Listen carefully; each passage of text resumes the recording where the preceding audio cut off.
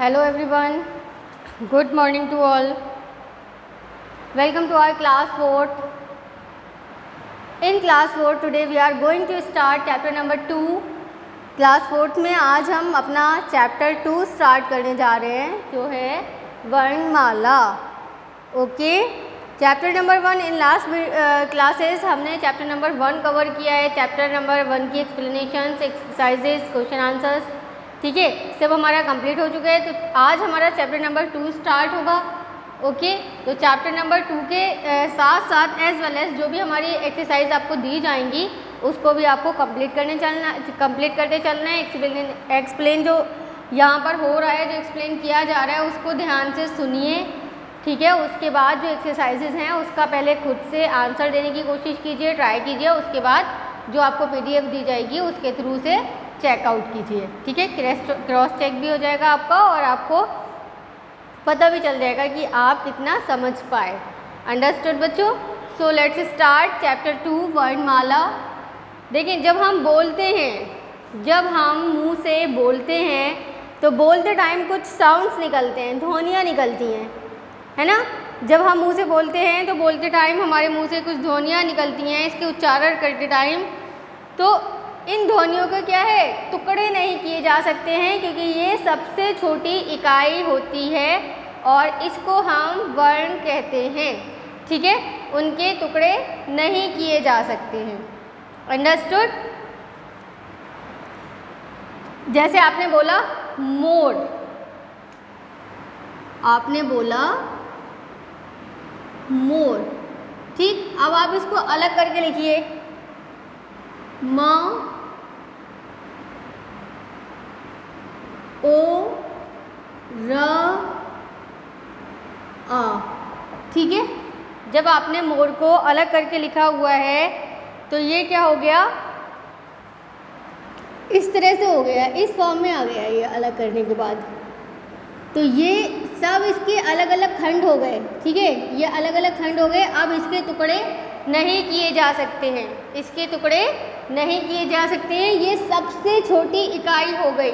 अगर आप किसी एक को पिक करें, ठीक है, अगर इसको देख रहे हैं तो ये सबसे छोटी इकाई हो गई. इसके टुकड़े इसके नहीं किए जा सकते हैं और इसको हम वर्ण कहते हैं और वर्ण को अक्षर भी कहा जाता है.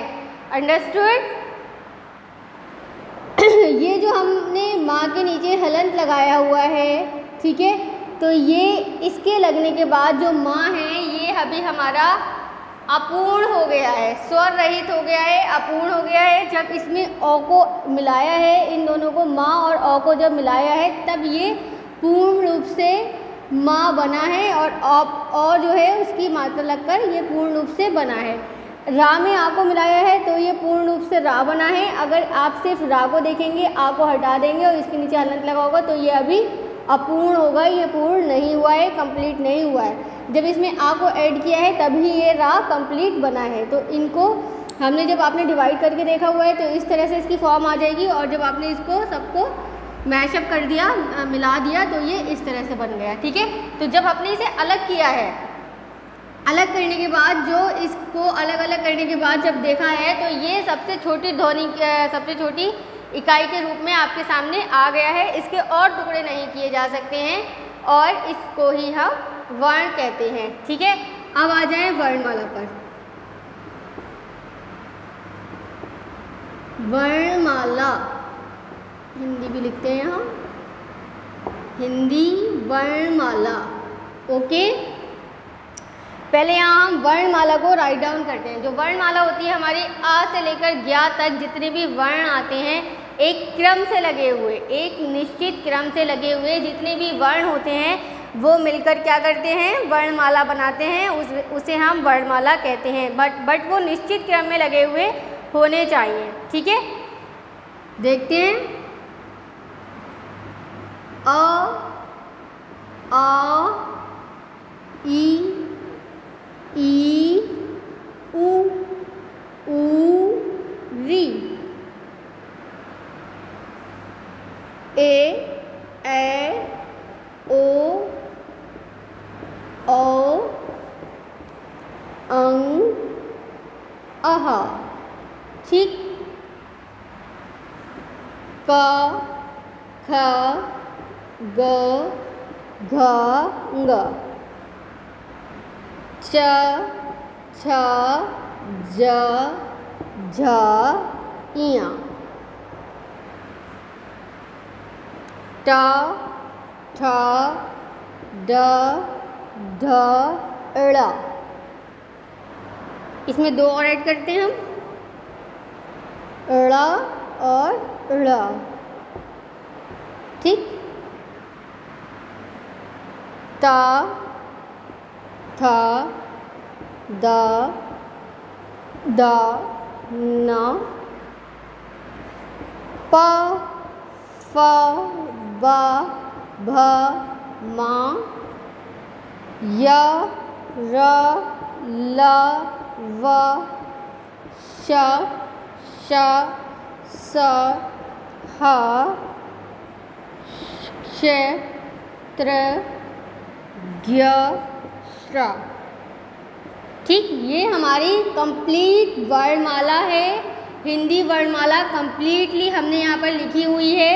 और क्योंकि ये एक निश्चित क्रम के साथ, इसमें सारे वर्ण एक निश्चित क्रम के साथ लगे हुए हैं, कोई भी वर्ण हमारा, कोई भी अक्षर ऊपर नीचे नहीं है, इसीलिए हम इसको वर्णमाला कह रहे हैं, ठीक है।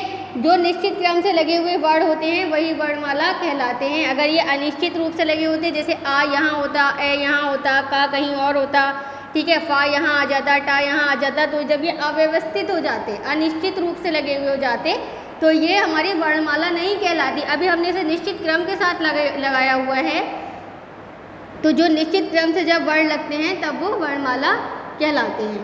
अंडरस्टूड? वर्णमाला क्या होती है, क्लियर हो गया? वर्णों को जब हम निश्चित क्रम में लगा देते हैं तो तब वो वर्णमाला कहलाती है।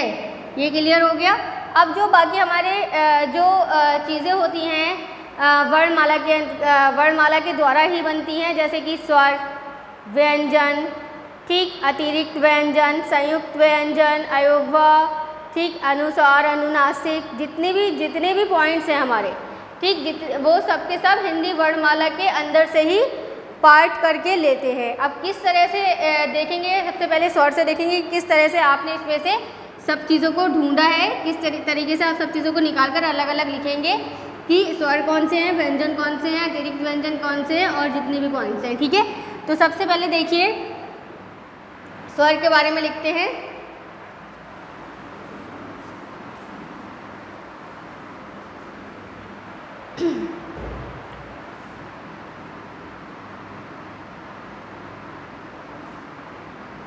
वर्णमाला लिखते हैं।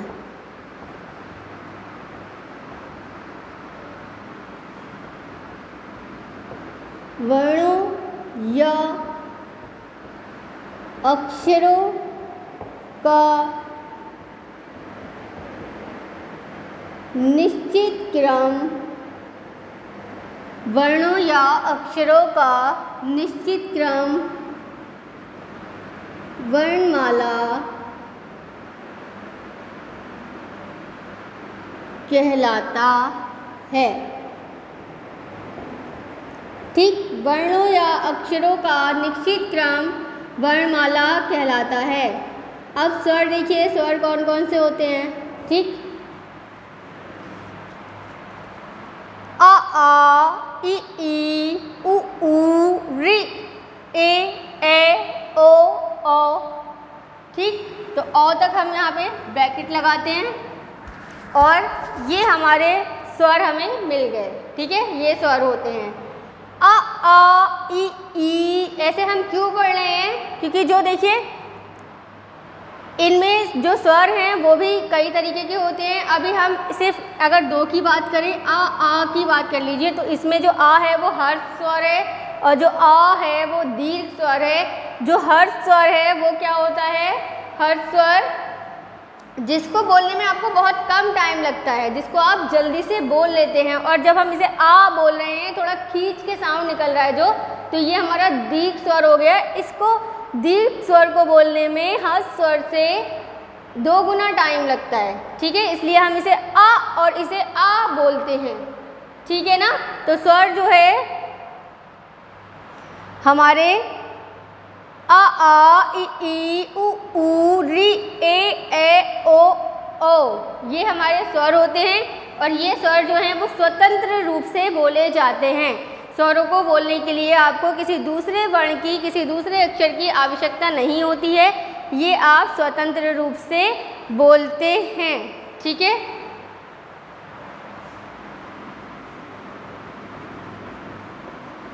स्वतंत्र रूप से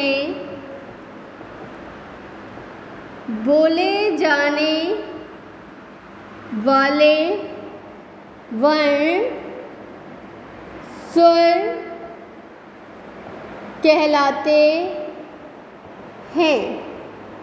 ठीक है, ये संख्या में कितने होते हैं? यह कितने होते हैं? काउंट कीजिए, 1 2 3 4 5 6 7 8 9 10 11। कितने होते हैं ये स्वर? 11 होते हैं। ठीक है, अब हम लिखेंगे, अब हमारा अ से लेकर जो अ है वो तो स्वर है। अब ये अंग और अह है, ये क्या है? अंग और अह, इसको कहते हैं हम अयोगवह। क्या बोलेंगे इसे?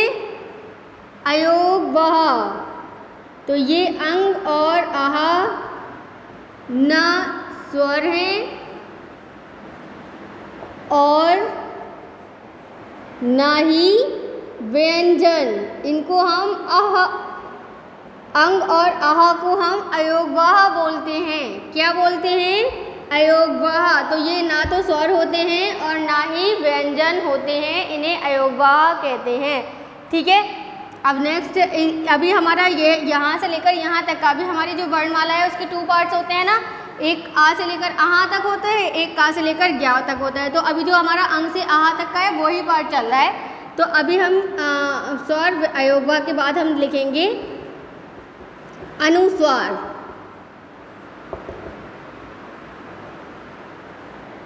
ठीक है, और अनुस्वार जो होता है, जो उसको हम देखते हैं, पहचानते हैं। वो कैसे पहचानते हैं? इस बिंदु से जो कि शब्द के ऊपर लगाया हुआ होता है। ये क्या कहलाता है? अनुस्वार।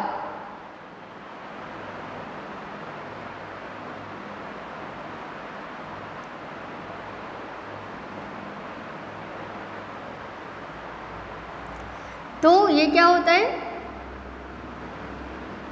अच्छे से कंप्लीट कर लेते हैं। यह है अयोगवह कहलाते हैं। ठीक है, और इसमें जो हमारा अंग है ये अनुस्वार, और जो ये आहा है ये विसर्ग कहलाता है। ओके, तो अनुस्वार क्या है? शब्द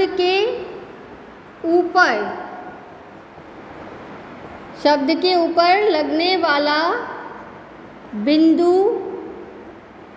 शब्द के ऊपर लगने वाला बिंदु इस तरह से जो हम लगाते हैं अनुस्वार कहलाता है। क्या कहलाता है? अनुस्वार कहलाता है। इससे बने कुछ शब्द लिखते हैं, जैसे पंख, शंख, रंग। इसको बोलने में क्या है? ना से, जो इसका जो हम उच्चारण करते हैं वो नाक से करते हैं। ठीक है, जो हम अनुसार बोलते हैं, जब अनुसार से बने शब्द बोलते हैं तो उसका उच्चारण नाक से करते हैं। नेक्स्ट, अनुनासिक। जब अनुनासिक का जो आपका जो है वो ये चंद्रबिंदु से शो होता है, और जब हम इसका उच्चारण करेंगे अनुनासिक का, तो इसके उच्चारण करते टाइम हमें नाक की और गले की दोनों की सहायता लेनी होती है। ठीक है, नाक और गला दोनों का यूज़ किया जाता है जब आप अनुनासिक के लिए इस चंद्रबिंदु का प्रयोग करते हैं। तो शब्द के ऊपर लगने वाला चंद्रबिंदु शब्द के ऊपर लगने वाला चंद्र बिंदु इस तरीके से, ठीक है, अनुनासिक कहलाता है। अनुनासिक कहलाता है। ओके, इसके जो शब्द बनते हैं किस तरह से बनाएंगे हम? चांद, मांद, ठीक है, हंसना। तो जहाँ जिन शब्दों में हम अनुनासिक का प्रयोग करते हैं, इस चंद्र बिंदु का प्रयोग करते हैं, तो इस चंद्र बिंदु के प्रयोग में हमें नाक और गले दोनों की सहायता लेनी होती है। अनुस्वार के प्रयोग में हमें सिर्फ नाक की सहायता लेनी होती है। जब हम अनुस्वार का प्रयोग करते हैं बिंदु का, तो हम अपने नाक से साउंड करते हैं, ठीक है। अब नेक्स्ट आ गया हमारा विसर्ग। जब आप इसको लिखते हैं तो इसमें आप इस तरह 2 डॉट लगाकर इसको शो करते हैं और इसका प्रयोग शब्द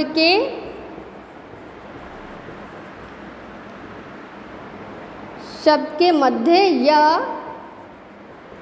अंत में इसका प्रयोग किया जाता है।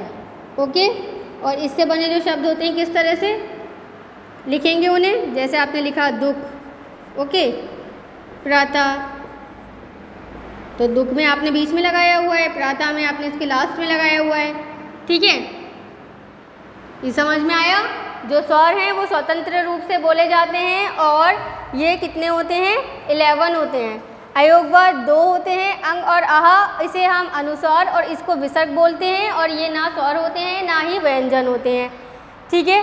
तो अनुस्वार जो है इसका बिंदु शब्द के ऊपर लगता है और इसके उच्चारण में हमें नाक की सहायता लेनी पड़ती है। अनुनासिक, इसका भी चंद्र बिंदु शब्द के ऊपर लगता है और इसके उच्चारण में हमें नाक और गले दोनों की सहायता लेनी होती है। विसर्ग है ये, और ये शब्द के अंत में या बीच में लगाया जाता है।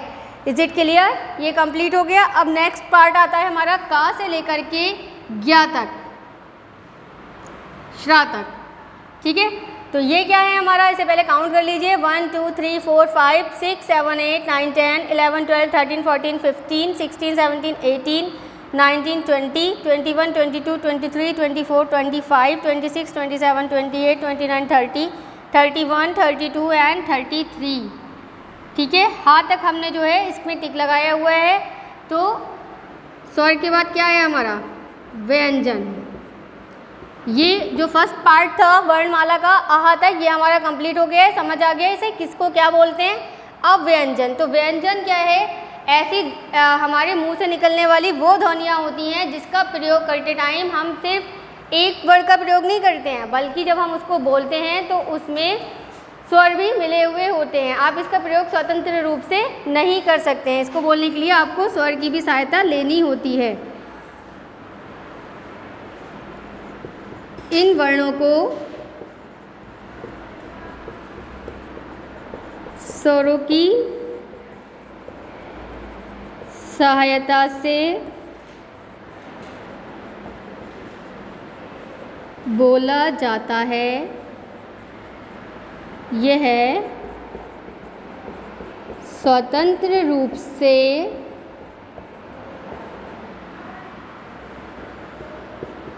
नहीं बोले जा सकते हैं, ठीक है। और इनकी संख्या कितनी होती है? इनकी संख्या 33 होती है, यानी 33। ओके, अब ये हमारा जो 1 2 3 4 ये अभी 4 वर्ण हमारे रह गए हैं। तो इनको क्या बोलते हैं? ये होते हैं संयुक्त व्यंजन, ठीक। ऊपर राइट करते हैं।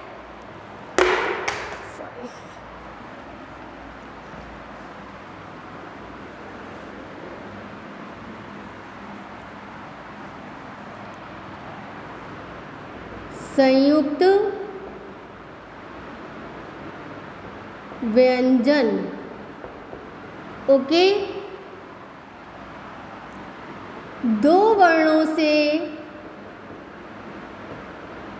मिलकर बने वर्ण संयुक्त व्यंजन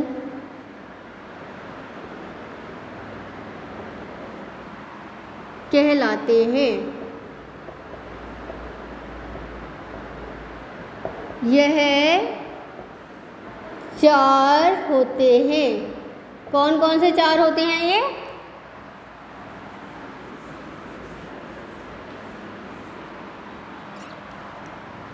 श, त्र, ज्ञ और श्र। ठीक। श क हलंत, श हलंत मिलकर क्या बना हमारा? श। त हलंत, र हलंत मिलकर बना त्र। ज हलंत, य हलंत मिलकर बना ज्ञ और श हलंत, र हलंत मिलकर बना श्र। ठीक है, तो ये क्योंकि 2-2 वर्ण हैं लिखे हुए और उन 2 वर्णों से मिलकर एक वर्ण बना है, इसलिए ये हमारा संयुक्त व्यंजन कहलाता है।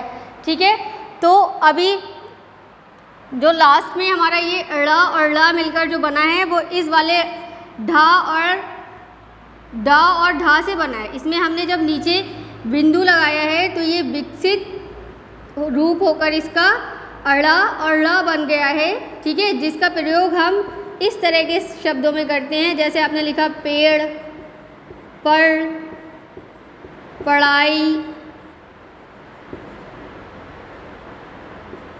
चढ़।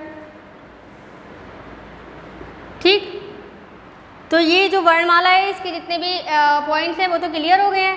ठीक है, अभी इसके अलावा भी जो कुछ पॉइंट्स रह गए हैं हमारे वर्णमाला में, तो वो हम नेक्स्ट क्लास में कवर करेंगे। और इसके बिहाफ पर जो आपको एक्सरसाइजेस दी जाएंगी उसको पहले आपको खुद से सॉल्व करना है और उसके बाद जो PDF के थ्रू आपको क्रॉस चेक करने के लिए दिया जाएगा उसके थ्रू क्रॉस चेक करेंगे।